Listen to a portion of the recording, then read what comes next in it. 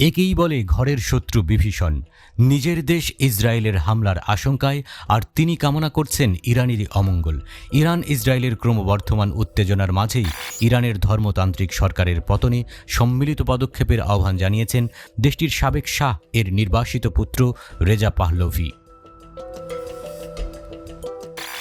সিরিয়ার ইরানের কনসুলেটে হামলার প্রতিক্রিয়ায় শনিবার রাতে তেহরান ইসরায়েলের দিকে ৩০০টিরও বেশি ড্রোন ও ক্ষেপণাস্ত্র নিক্ষেপ করেছে। এই ঘটনায় খুশিতে রাস্তায় নেমে আসে ইরানি জনগণ। তবে এক ইরানির মন অবশ্য খারাপ। কূটবুদ্ধিতে ইরান সরকারের পতন চান তিনি। এই ব্যক্তি ইরানের নির্বাসিত যুবরাজ। ১৯৭৯ সালে ইরানের ইসলামী বিপ্লবে ক্ষমতাচ্যুত হন রেজা পাহলভির বাবা মোহাম্মদ রেজা শাহ পাহলভি। গঠিত হয় ইরানের ইসলামী প্রজাতন্ত্র। তারপর থেকেই যুক্তরাষ্ট্রে নির্বাসিত জীবন কাটাচ্ছেন রেজা পাহলভি। বিংশ শতাব্দীর অন্যতম গুরুত্বপূর্ণ ঘটনা ছিল সেটি। যুগান্তকারী ইসলামী বিপ্লবের কারণে প্রায় ২৫০০ বছর ক্ষমতায় থাকার পর ইরানের রাজবংশের পতন ঘটে ১৯৭৯ সালের ১১ ফেব্রুয়ারি। ইরানে ১৯৭৯ সালে শাহের পতন এবং ইসলামী বিপ্লবকে দেশটির ইতিহাসে এক মোড় বদলকারী ঘটনা হিসেবে ধরা হয়। আয়াতুল্লাহ খামেনি ফ্রান্সে তার নির্বাসিত জীবন থেকে দেশে ফিরে ইরানে ইসলামী বিপ্লবের সূচনা করেছিলেন। তার বিবৃতিতে পাহলভি দৃঢ়ভাবে ইরানি সরকারের উচ্চাকাঙ্ক্ষা এবং ইরানি জনগণের আকাঙ্ক্ষার মধ্যে বিচ্ছিন্নতার চিত্র তুলে ধরেন। তার মতে, ইসলামী প্রজাতন্ত্রের নিপীড়নমূলক নীতির প্রতিক্রিয়া ভোগ করছে ইরানের জনগণ।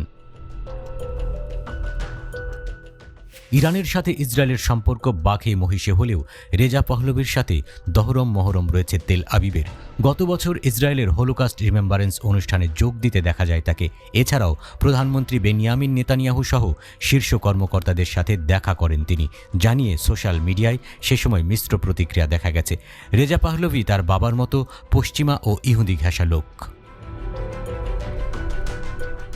এক্স পোস্টে তিনি লিখেছেন, ইসরায়েলের সাথে খামেনি এবং তার রক্ষীদের যুদ্ধ ইরানি জাতির যুদ্ধ নয়। ৪৫ বছর ধরে তারা ইরানিদের মানব ঢাল হিসেবে ব্যবহার করছে।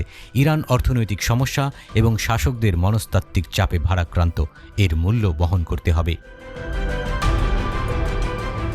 পাহলভির মতে, ইরানি এবং ইসরায়েলিদের ভাগ্য জটিলভাবে যুক্ত হয়েছে। উভয় জাতিই পারস্পরিক প্রতিপক্ষ। ইরানে পুলিশ কর্তৃক বাধ্যতামূলক হিজাব পরিধান কার্যকর করার জন্য নতুন উদ্যোগের দিকে ইঙ্গিত করে তিনি বলেছেন, ইসরায়েলের বিরুদ্ধে হামলা ইরানি নারীদের উপর একটি নতুন দফা আক্রমণের সাথে মিলে গেছে। তার বিবৃতিতে রেজা পাহলভি ইরানের সামরিক বাহিনীকে তাদের আনুগত্য পুনর্বিবেচনা করতে এবং ইরানের জনগণের সাথে সংহতি প্রকাশ করার জন্য তাদের অনুরোধ করেন। ইরানে যখন ইসলামী বিপ্লব হয় তখন ক্রাউন প্রিন্স রেজা পাহলভির বয়স মাত্র ১৭ বছর।